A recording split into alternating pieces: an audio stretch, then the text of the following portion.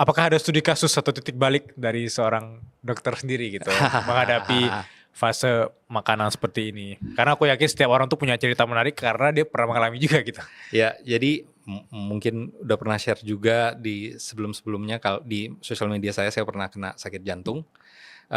Dicurigai akibat jadi mengalami penyakit namanya miokarditis, kejadiannya cukup langka.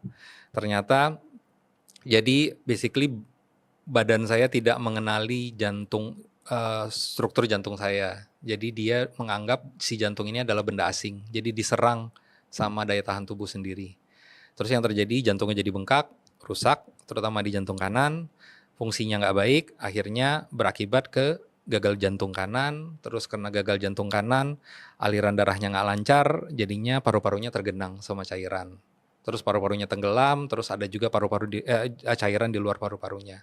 Pada saat itu saya masuk rumah sakit, kondisinya sempat kritis, sempat jelek sekali, tapi akhirnya bisa recovery dengan baik. Yang menurut saya jadi modal saya adalah pada saat itu saya berolahraga cukup sering, punya otot yang cukup banyak. Jadi pada saat selesai kejadian itu, dokter jantungnya bilang nggak boleh operasi karena jantungnya nggak boleh ada stres. Nanti kita lihat 6 bulan. Tapi mungkin harus berpikir untuk cari profesi lain karena operasi bedah saraf itu stresnya cukup tinggi.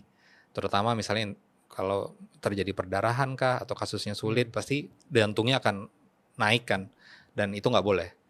Tapi setelah saya nggak operasi 6 bulan, rutin aktivitas ringan, jadi dimulai dari jalan kaki 10 langkah, sesek, besok stop, terus mulai lagi, sesek, stop, sampai akhirnya bisa lari kembali. Setelah